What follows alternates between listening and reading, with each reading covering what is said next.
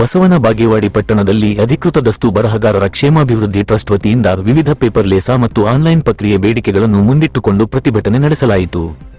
ಬಸವನ ಬಾಗೇವಾಡಿ, ನಿಡಗುಂದಿ ಹಾಗೂ ಕೋಲಾರ ತಾಲೂಕಿನ ದಸ್ತು ಬರಹಗಾರರು ಪಟ್ಟಣದ ಬಸವೇಶ್ವರ ವೃತ್ತದಿಂದ ತಾಲೂಕು ದಂಡಾಧಿಕಾರಿಗಳ ಕಚೇರಿವರೆಗೆ ಪ್ರತಿಭಟನಾ ಮೆರವಣಿಗೆ ನಡೆಸಿ ಸರ್ಕಾರದ ಗಮನ ಸೆಳೆದರು. ನೋಂದಣಿ ಇಲಾಖೆಯಲ್ಲಿ ಪೇಪರ್ಲೆಸ್ ವ್ಯವಸ್ಥೆ ಜಾರಿ ಹಾಗೂ ಆನ್ಲೈನ್ ಪ್ರಕ್ರಿಯೆಯಿಂದ ಸಾರ್ವಜನಿಕರಿಗೆ ಎದುರಾಗುತ್ತಿರುವ ತೊಂದರೆಗಳನ್ನು ನಿವಾರಿಸುವಂತೆ ಪ್ರತಿಭಟನಾಕಾರರು ಆಗ್ರಹಿಸಿದರು. ಜೊತೆಗೆ ದಾಸ್ತಾವೇಜುಗಳಿಗೆ ಬರಹಗಾರರ ಸಹಿಯನ್ನು ಕಡ್ಡಾಯಗೊಳಿಸುವಂತೆ ಒತ್ತಾಯಿಸಿ ತಾಲೂಕು ದಂಡಾಧಿಕಾರಿಗಳ ಮೂಲಕ ಮುಖ್ಯಮಂತ್ರಿಗಳಿಗೆ ಮನವಿ ಪತ್ರ ಸಲ್ಲಿಸಿದರು.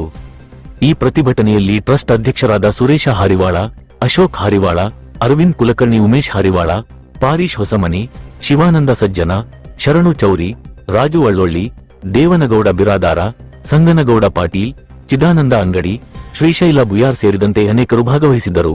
ವರದಿ ಮೆಹಬೂಬ್ 1X ನ್ಯೂಸ್ ಬಾಗೇವಾಡಿ.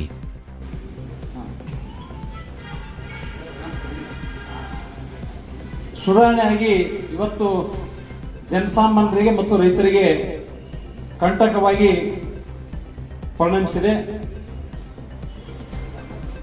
ಕರ್ನಾಟಕ ಸರ್ಕಾರದ ಒಂದು ನೋಂದಣಿ ಮತ್ತು ಮುದ್ರಾಂಕ ಇಲಾಖೆಯಲ್ಲಿ ಹೊಸ ನಿಯಮಗಳನ್ನು ಏನು ಜಾರಿಗೆ ತಂದು ಪೇಪರ್ಲೆಸ್ ಅಂದ್ರೆ ಕಾಗದ ರಹಿತ ಆಡಳಿತ ವ್ಯವಸ್ಥೆಯನ್ನ ಜಾರಿಗೆ ಏನು ತಂದಿದಾರಲ್ಲ, ಇದು ರೈತರಿಗೆ ಒಂದು ದೊಡ್ಡ ಹೊಡೆತ. ಒಂದು ಕಡೆ ಹೆಂಗಂತಂದ್ರ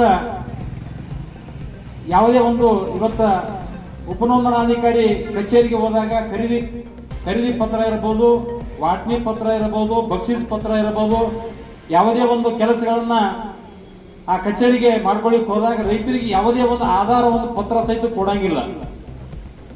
ಮತ್ತು ಅವ ಆಧಾರನೇ ಕೊಡ್ಲಿಲ್ಲ ಅಂತಂದ್ರೆ ಮುಂದಿನ ಪೀಳಿಗೆಗೆ ಅಥವಾ ಅವರ ಕುಟುಂಬಕ್ಕೆ ಏನು ಗೊತ್ತಾಗ್ತದ, ನಮ್ಮ ಆಸ್ತಿ ಯಾರಿಗೆ ಕೊಟ್ರು, ಏನು ದಾಖಲಾತಿ ಅನ್ನೋದ್ರ ಬಗ್ಗೆ ಗೊತ್ತಾಗಬೇಕಲ್ಲ ಕುಟುಂಬಕ್ಕೆ.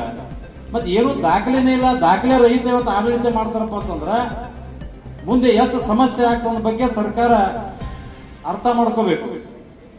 ಇಲ್ಲಿ ಏನಾಗ್ತದ, ಆನ್ಲೈನ್ದಿಂದ ಕೂಡ ಸಾಕಷ್ಟು ವಂಚನೆ ಆಗುವಂತ ಸಂದರ್ಭ ಬರ್ತದೆ. ಈಗಾಗಲೇ ಕೆಲವೊಂದು ಘಟನೆಗಳು ಆಗಿದಾವ ಅಂತಕ್ಕಂಥದ್ದು ಕೂಡ ಇಲ್ಲೇನು ಮಾಹಿತಿಯನ್ನು ಕೊಟ್ಟರು. ಆ ಕಾರಣಕ್ಕಾಗಿ ಸಾಹೇಬರು ದಯವಿಟ್ಟು ಈ ಬಾಂಡ್ ರೈಟರ್ ಅಳಲನ್ನು ತಾವು ಮನದಲ್ಲಿ ಇಟ್ಕೊಂಡು ತಾವು ಏನು ಮಾಡ್ಬೇಕಂತೇಳಿ ಡಿಜಿಟಲ್ ಮಾಡ್ಬೇಕಂತ ಏನು ಮಾಡ್ತಾ ಇದ್ದೀರಿ, ಪೇಪರ್ಲೆಸ್ ಮಾಡ್ತಾ ಇದ್ದೀರಿ. ಹಾಗೂ ಈ ಪೇಪರ್ಲೆಸ್ ಮಾಡೋದ್ರಿಂದ ರೈತರಿಗೆ ಏನು ತೊಂದರೆ ಆಗೋದು ಒಂದು ವಿಷಯ ಹೇಳ್ತೀನಿ. ಗಾಡಿ ರಸ್ತೆ ಅಂತ ನಾವು ಹಾಕೋತೇವೆ ಖರೀದಿ ಪತ್ರದಲ್ಲಿ. ಹಾಗೂ ಬಿದ್ದ ಮಳೆ ನೀರು ಎಲ್ಲಿ ಹೋಗ್ತಾ ಅನ್ನೋದು, ಯಾವ ದಿಕ್ಕಿಗೆ ಹೋಗ್ತಾ ಅನ್ನೋದು ಬರಿತೇವೆ. ಮುಂದೆ ಅವೇನು ಈ ಖರೀದಿ ಪತ್ರದಲ್ಲಿ ಬರೆಯುವಂಥ ಅವಕಾಶ ಇಲ್ಲ. ಯಾಕಂದ್ರೆ ಡಿಜಿಟಲ್ ಆಯಿತು, ಪೇಪರ್ಲೆಸ್ ಆಯ್ತು ಅಂದ್ರೆ ಏನು ಬರೆಯುವಂಥ ಅವಶ್ಯಕತೆನೇ ಇರುವುದಿಲ್ಲ. ಅದಕ್ಕೆ ದಯವಿಟ್ಟು ಇದಕ್ಕೆ ನಮ್ಮ ರೈತ ಸಂಘಟನೆಗಳು ಕೂಡ ನಮ್ಮನ್ನ ಸಹಕಾರ ಮಾಡಿದ್ದಾರೆ. ಹಾಗೂ ರಕ್ಷಣಾ ವೇದಿಕೆಯವರು ಕೂಡ ನಮ್ಮ ಸಹಕಾರ ಮಾಡಿದೆ. ಬರೋ ನಿರ್ಮಾಣ ಒಳಗೆ ಎಲ್ಲ ಸಂಘಟನೆಗಳು, ಯಾಕಂದ್ರೆ ನಾವು ತುರ್ತವಾಗಿ ಇದನ್ಗೋಸ್ಕರ ಒಂದು ಮನವಿ ಕೊಡಬೇಕಾಗಿತ್ತು. ಆದ ಕಾರಣ ನಾವು ಎಲ್ಲ ಸಂಘಟನೆಗಳು ಹೇಳೋದಾಗಲಿಲ್ಲ. ಅದಕ್ಕೆ ದಯವಿಟ್ಟು ಇನ್ನುಳಿದ ಸಂಘಟನೆಗಳು ಹೇಳೋ ವಿಷಯಕ್ಕೆ ನಾವು ಕ್ಷಮೆ ಕೇಳ್ತಾ ಇದ್ದೀವಿ.